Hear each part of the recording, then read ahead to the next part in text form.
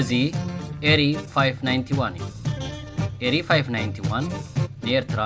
ከባብን ዓለምን ኣብ ዘገድሱ ዜናን ካልእ ኣገደስቲ ፍጻሜታትን ከምኡውን ባህላውን ማሕበራውን መደባት ዘቕርብ ዩቱብ ቻነል እዩ። ኤሪ 591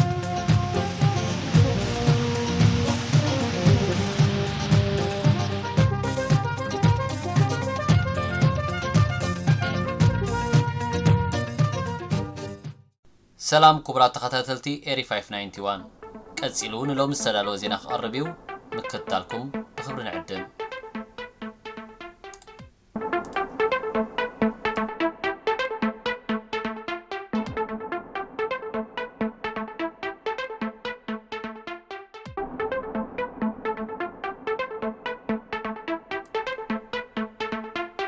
ብሚኒስተር ጉዳያት ወፃኢ ኣቶ ዑስማን ሳልሕ ዝምራሕ ልኡኽ ኤርትራ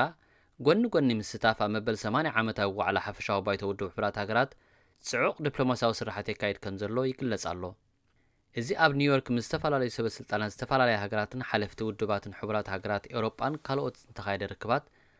ዝምድና ኤርትራ ምስተን ሃገራት ኣብ ምዕባይ ኣብ ኤርትራ ዝጸንሐ ጉጉይ ምስሊ ኣብ ምቕያርን ሓድሽ ጽምዶ ኣብ ምፍጣርን ዓብይ ዝላ ንቕድሚት ከም ዝተጻወተ ተገሊጹ። ብተወሳኺ ልኡኽ ኤርትራ ንዘሎ ህልው ጸጥታውን ፖለቲካውን ቅልውላው ቀርኒ ኣፍሪቃን ተራ ኤርትራ ኣብ ሰላም ጸጥታን ዞባታት ቀይሕ ባሕርን ቀርኒ ኣፍሪቃን ሰፋሕቲ መብርህታት ከም ዝሃበ ማዕከናት ዜና የቃልሓ። ሚኒስተር ዑስማን ካብ ሐሙስ 23 መስከረም ክሳብ 30 መስከረም ኣብ ዝነበሩ 7 መዓልታት ጥራይ ምስ ሌላ 19 ልኡኻት መንግስታትን ውድባትን ብምርኻብ ዕዉት ዲፕሎማስያዊ ስራሕት ከም ዘካየደ ተገሊጹ። ልኡኽ ኤርትራ ብፍላይ ምስ ላዕለዋይ ልኡኽ ፕሬዚደንት ዶናልድ ትራምፕ ኣብ ቀርኒ ኣፍሪቃ ማሳድ ፋርስ ቦሎስ ዘካየዶ ርክብ ብዝሓለፉ ምሕዳራት ኣሜሪካ ዝተኸተልዎ ጉጉይ ፖሊሲ ተባላሽዩ ዝጸንሐ ርክባት ኤርትራን ኣሜሪካን ኣብ ምሕዳስ ክዝትዩ ከለዉ ሚኒስተር ዑስማን ድልውነት ኤርትራ ንትርጉም ዘለዎ ዘተ ብምርጋጽ ኤርትራ ሓበራዊ ኣገዳስነት ኣብ ዘለዎ መዳያት ብቐንዱ ድማ ኣብ ቀርኒ ኣፍሪቃ ተፋሰስ ኒልን ቀይሕ ባሕርን ብሽርክነት ክትሰርሕ ድልውነት ኣረጋጊጹሉ። ላዕለዋይ ኣማኻሪ ፕሬዚደንት ዶናልድ ትራምፕ ኣብ ጉዳይ ኣፍሪቃ ማሳድ ፋርስ ቦሎስ ብወገኑ እዚ ርክብ እዚ ኣብ ዝምድና ኤርትራን ኣሜሪካን ሓድሽ ምዕራፍ ንዝለዓለ ዘተ ሽርክነት ኣብ ጽላታት ንግዲ ወፍሪ ትሕተ ቅርጺ መጓዓዝያ መራኸቢታትን ጸጥታዊ ምትሕብባርን ከም ዘምርሕ ዘለዎ ጽኑዕ እምነቱ ገሊጹ። ብኻልእ ወገን ልኡኽ ኤርትራ ብ29 መስከረምን ምስ ዋና ጸሓፊ ሕቡራት ሃገራት አንቶኒዮ ጉተረሽ ተራኺቡ ዘተ ኣካይዱ። ሚኒስተር ዑስማን ብግልባብ መስኮት ባሕሪ ንዝካየድ ዘሎ ናይ ምስፍሕፋሕ ዓንዳረ ምትኹታኽ ብምጥቃስ ኤርትራ ኣብ ትሕቲ ዝኾነ ይኹን ኩነታት ናብ ከምዚ ዝበለ ማኣድታት ኣጀንዳን ከም ዘይትዕደም መርገጺ ኤርትራ ኣነጺሩ። ዋና ጸሓፊ ሕቡራት ሃገራት አንቶኒዮ ጉተረሽ ብወገኑ ንሃናጺ ዝምድናን እወታዊ ተራን ኤርትራ ኣብ ዞባዊ ሰላምን ጸጥታን ድሕሪ ምምጓስ ጽኑዕ መርገጺ ውድብ ሕቡራት ሃገራት ንመትከላት ክብረት ግዛኣታዊ ሓድነት ሉኣላውነትን ሓድነትን ናይ ኩለን ሃገራት ኣነጺሩ። ሚኒስተር ዑስማን ምስ ተሓጋጋዚት ዋና ጸሓፊት ሕቡራት ሃገራት ኣብ ቤት ጽሕፈት ምውሃድ ሰብኣዊ ጉዳያት ጆይስ ሙሴያውን ሰፊሕ ዘተ ከም ዘካየደ ተፈሊጡ። ኣብ መንጎ ልምዓታዊ ኣካላት ውድብ ሕቡራት ሃገራትን መንግስቲ ኤርትራን ምስ ፖሊሲታት ሃገራዊ ልምዓት ብዝሰነ መንገዲ ሃናጺ ስራሕን ዝምድናን ከም ዘሎ ድሕሪ ምግምጋም ውድብ ሕቡራት ሃገራት ዋላ እኳ ናይ ባጀት ሕጽረት ኣጋጢምዎ እንተሎ ቤት ጽሕፈት ምውሃድ ሰብኣዊ ጉዳያት ኣብ ምምካት ክሊማዊ ለውጢ ዝርከቦም ኣገደስቲ መዳያት ምስ ኤርትራ ከም ዝሰርሕ ተሓጋጋዚት ዋና ጸሓፊት ሕቡራት ሃገራት ኣብ ቤት ጽሕፈት ምውሃድ ሰብኣዊ ጉዳያት ጆይስ ሙሴያ ኣረጋጊጻ። ሚኒስተር ዑስማን ዝመርሖ ልኡኽ ኤርትራ ብ25-26 መስከረሙን ኣብ ሻውዓይ ኣኼባ ሚኒስተራት ጉጅለ መሓዙት ምክልኻል ቻርተር ሕቡራት ሃገራት መበል 24 ዓመታዊ ኣኼባ ሚኒስተራት ጉዳያት ወጻኢ ናይ ባሕሪ በሪ ዘይብለን ኣብ ምዕባል ዝርከባ ሃገራት ዓመታዊ ኣኼባ ሚኒስተራት ኣብ ዝተሓተ ደረጃ ምዕባል ዝርከባ ሃገራት ላዕለዋይ ርክብ ኣህጉራዊ መዓልቲ ምውጋድ ኒኩሌራዊ ኣጽዋር ከምኡውን ኣብ ራብዓይ ላዕለዋይ ርክብ ሓፈሻዊ ባይቶ ንምግታእን ምቁጻርን ዘይተመሓላለፍቲ ሕማማትን ካልእ ጥዕናዊ ብድሆታትን ከም ዝተሳተፈን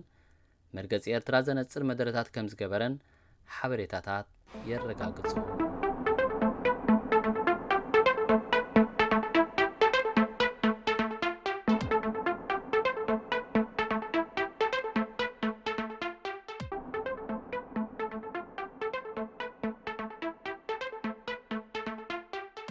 ኢትዮጵያ ናብ ኤርትራ ገጻ ወራር ምስ እተበግስ ስርዓት ኣብይ ኣሕመድ መጀመርታ ናይ መወዳእታ ናይ ስልጣኑ ክኸውን ይኽእል እዩ ዝብል እምነት ኣሎኒ ክብል ኣብ ዝተፈላለዩ ሃገራት ኣምባሳደር ኤርትራ ኮይኑ ዘገልገለ ኣምባሳደር ዓንደ ብርሃን ወልደ ጊዮርጊስ ምስ ቢቢሲ ቋንቋ ትግርኛ ኣብ ዝገበሮ ቃለ መጠይቅ ገሊጹ። ኣምባሳደር ዓንደ ብርሃን ኣብቲ ሰፊሕ ትንተና ዝሃበሉ ቃለ መጠይቅ ከም ናተይ ገምጋም ቀዳማይ ሚኒስትር አብይ አሕመድ ነዚ ፕሮጀክት እዚ ክእውጅን ከሎ ምናልባት ካብቲ ንኢትዮጵያ ጋጢምዋ ዘሎ ውሽጣዊ ሽግር ቅልውላው ቁጠባዊ ፖለቲካዊ ጸጥታዊ ቅልውላው ቀልቦ ህዝቢ ንምጥምዛዝ ተባሂሉ እምበር ብሓቂ ንረብሓ ኢትዮጵያ ኣፍ ደገ ባሕሪ ናይ ምርካብ ዕላማ ሒዙ ኣይመስለንን ድሕሪ ምባል ሰራዊት ኢትዮጵያ ኣሸንኳይዶ ናብ ኤርትራ ገጹ ወራር ክገብር ነቲ ኣብ ኢትዮጵያ ዘሎ ዕጡቕ ተቃውሞታት ክገጥሞን ክብድሆን ዘይካለ ዓቕሚ ምክልኻል ክብል ገሊጽዎ ኣብ መንጎቶም ኣብ ኢትዮጵያ ዝተፈላለየ ኩርናዓት ዘለዉ መንግስቲ ዝቃወሙ ዕጡቓት ማለት ሰራዊት ኦሮሞ ፋኖ ሕወሓት ግንባር ሓርነት ኦጋዴን ኣብ ዓፋር ዘሎ ምንቅስቃስን ካልኦት ንኣሽቱ ውድባትን ዝፍጠር ዘሎ ጥምረት ናብ ስሙር ግንባር ናይ ምፍጣር ዕድል እናዓበየ ይመጽእ ከም ዘሎ ዝገለጸ ኣምባሳደር ዓንደ ብርሃን እዚ እናዓበየ ዝመጽእ ዘሎ ሽግራት ንስርዓት ኣብይ ኣሕመድ ኣብ ዓብዪ ስጋት ሸሚምዎ ከም ዘሎን ጭንቀቱ ካብዚ ኩነታት ዝብገስ ከም ዝኸውንን ግምታቱ ገሊጹ ንሕጋውነት ምውናን ኣፍ ደገ ባሕሪ መልኪቱ ኣብ ዝሃቦ መብርሂ ቀዳማይ ሚኒስትር ኢትዮጵያ ታሪኻዊ ሰረት ዘይብሉ ጉዳይ ኣልዒሉ ዘካይዶ ዘሎ ሁተታ ካብ ሓቅን ሕጋዊ ምግቡትን ወጻኢ ምዃኑ ድሕሪ ምጥቃስ ክንዲዚ ኪሎ ሜትር ካብ ባሕሪ እንተርሒካ መሰል ኣለካ ዝበሃል ሓሶት እዩ ኣበይ ናይ ሕጊ ኣሎዚ ካበይ መጺኡ ናይ ፈጠራ ትረኻዩ ከምኡ ዝብል ሕጊ የለን ካልእ ኣፍ ደገ ባሕሪ ንኢትዮጵያ ህላዊ ኣግድነት እዩ ዝበሃል ኢትዮጵያ ብዘይ ዋንነት ኣፍ ደገ ባሕሪ ሙሉእ ህይወታ ጸኒሓ ስለዚ ዋንነት ኣፍ ደገ ባሕሪ ንኢትዮጵያ ግድነት ኣይኮነን ንሉኣላውነት ኣፍ ደገ ባሕሪ ቅድመ ኩነት እዩ ዝብል ትረኻውን የምጽኦም እዚ እውን ሰረት የብሉን ብዘይ ኣፍ ደገ ባሕሪ ሉኣላዊት ኮይና ጸኒሓ ነዊሕ እዋን ክሳብ ኤርትራ ምስ ኢትዮጵያ ብፌደሬሽን ትቁረን ካብ 2000 ድሓሩን ኢትዮጵያ ነቲ ናይ 1993 መተሓላለፍን ኣገልግሎት ወደባትን ምስ ኤርትራ ዝፈረመቶ ስምምዕ ኣፍሪሳ ተጠቃምነት ወደባት ካብ እተቋርጽ ኣትሒዙ ክሳብ ሕጂ ኢትዮጵያ ሉኣላዊት ሃገር ኣይኮነትን ማለት ድዩ እዚ ብዙሕ ትርጉም ዘለዎ ኮይኑ ኣይስማዓንን ካልእ ዝመጽእ ድማ ብዝሒ ህዝቢ እዩ ብዝሒ ህዝቢ ሓንቲ ኣፍ ደገ ባሕሪ ዘይብላ ሃገር ኣፍ ደገ ባሕሪ ክትከውን መሰል ዝህብ ኣይኮነን ስለዚ ብኩሉ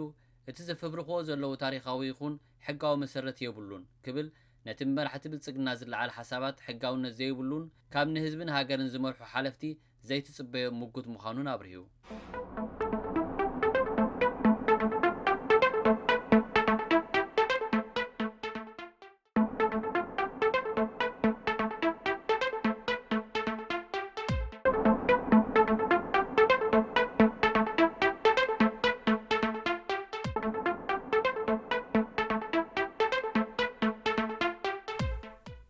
ናይ ትግራይ ግዜያዊ ፕሬዝደንት ነበር ጌታቸው ረዳ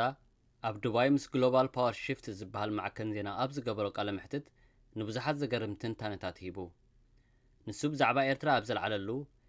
ኤርትራውያን ምስ ኢትዮጵያ ኣብ ኩናት ክገጥሙ ዓቕሚ ሰብ ኮነ ቴክኖሎጂ ከም ዘይብሎም ክገልጽ እንከሎ በዚ ምኽንያት ድማ እቲ ኩናት ኣብ ኤርትራ ክኸውን ከም ዘይደልይዎ ገሊጹ ጌታቸው ረዳ ኣብ ቃለ መጠይቁ ዋላ እኳ ንመንግስቲ ኢትዮጵያ ላዕለዋይ ኢድ ብምሃብ ንኤርትራውያን ዝተሓተ ዓቕሚ ከም ዘለዎም ገልጽ እንተፈተነ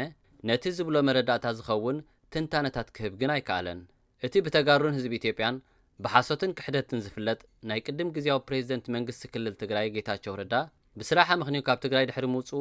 ናብ ትግራይ ከይተመልሰ ዝተረፈን ኣብ መንግስቲ ብልጽግና ብደረጃ ሚኒስተር ኣማኻሪ ጉዳያት ምብራቕ ኣፍሪቃ ቀዳማይ ሚኒስተር ኢትዮጵያ ኮይኑ ዝተሸመን እዩ ጌታቸው ረዳ ኣብ ዝተፈላለየ ማዕከናት ዜናታት እናቐረበ ነቲ ብናቱ ሓሶትን ምንሃርን ደቁ ኣብ ኩናት ዝህለቐ ህዝቢ ትግራይ ክሒዱ ምስ ጸላኢ ህዝቢ ትግራይ እዩ ዝብሎ ዝነበረ ኣብይ ኣሕመድ ብምሽራኽ ነቶም ካብ ሞት ዝተረፉ መንእሰያት ትግራይን መሪሕነትን ንምጥፋእ ሕጂ እውን ውሕዳት መራሕቲኦም ተሪፎም ዘለዉ እናበለ ንህዝቢ ትግራይ ዳግማይ ናብ ኩናት ንምእታው ዝገብሮ ዘሎ ቁሉዕ ዕንደራ ብህዝቢ ትግራይ ከም ዝፍንፈን እኳ እንተገበሮ ኣብቲ ኣብ ዱባይ ዝገበሮ ቃለ ምሕትት እውን ንተጋሩ መሊሱ ዘቆጥዕን ንመራሕቲ ብልጽግና ዘመጉስን እዩ ነይሩ ንሱ ደላይ ሰላም መሲሉ ብምቕራብ ንመራሕቲ ትግራይ ናይ ስልጣን ህርፋን ጥራይ ዘለዎም መለኽትን ራእይ ዘይብሎምን ክብል ድሕሪ ምግላጽ ንፍሽለቶም ኣብ ክንዲ ብቑኑዕ ግምገማ መፍትሒ ምንዳይ ምኽንያት ዘናድዮም ክብል ገሊጽዎም ንቃለ ምሕትት ጌታቸው ረዳ ዝተኸታተሉ ብዙሓት ኤርትራውያን ትማሊ ብሓይልታት ኤርትራ እምበር ብምክልኻል ኢትዮጵያ ኣይተሰዓርናን ዝብል ዝነበረ ጌታቸው ግምጥል ኢሉ ኤርትራ ዓቕሚ የብላን ምባሉ ብዙሕ ከም ዘይተገረሙ ክገልጹ ከለዉ ተጋሩ ብወገኖም ዝተፈናቐለ ህዝቢ ትግራይ ናብ ገዝኦም ከይተመልሱ ስዋኣት ገና ደሞም ከይነቐጸ ንህዝቢ ትግራይ ክሒዱ ካብ ትግራይ ናብ ኣዲስ ኣበባ ብምኻድ ኣብ ትሕቲ ኣብይ ኣሕመድ ብምስጋድን ናይ ሚኒስተር ስልጣን ዝተሸለመ ጌታቸው ብዛዕባቶም ይጥዓሞም ይኽፋዮም ብዘይገድስ ምስ ህዝቦም ኮይኖም ሽግራት ዝሰግሩን ንህዝቦም ዝጣበቑን ዘለዉ መራሕቲ ትግራይን ሰራዊት ትግራይን ክዛረብ ሞራላዊ ዓቕሚ ዘይብሉ ጠላም እዩ ክብሉ ኣብ ዝተፈላለዩ ማሕበራዊ መራኸቢታት ርእይቶታቶም ይህብለው ክቡራት ተዓዘብትና እዚ ኤሪ 591 እዩ ሎሚ ዝተዳለወ መደብ ነዚ መስል ነይሩ ኣብ ቀጻሊ መደባት ክሳብ ንረኸብ ሰሰናዩ